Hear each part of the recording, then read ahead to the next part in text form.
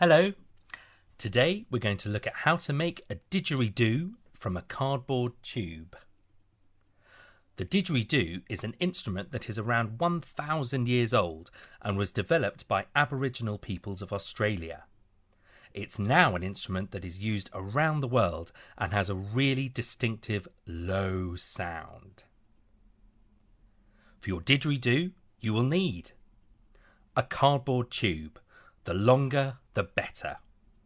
You could use the inside of a kitchen roll, a mailing tube, or the inside of a cling film or aluminium foil tube. You will also need some optional things, which are paint, pens, stickers, crayons, and all sorts of other things you can use to decorate your didgeridoo. Step 1. If you're using a mailing tube, first remove any stickers from the outside and any plastic caps. Step 2, and this is optional. Decorate your cardboard tube.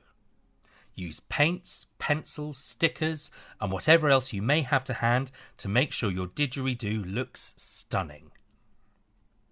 Step 3. You're ready to play your didgeridoo. You play it by pointing your didgeridoo down towards the space just in front of your feet, holding it in front of your mouth, and singing different low notes into it. The didgeridoo will amplify, that means make louder, your low singing.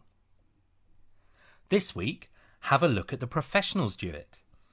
We've sent out a link this week to Aboriginal Australian artist Lewis Burns playing traditional didgeridoo rhythms. To find out more, take a look at www.didgeproject.com. Enjoy!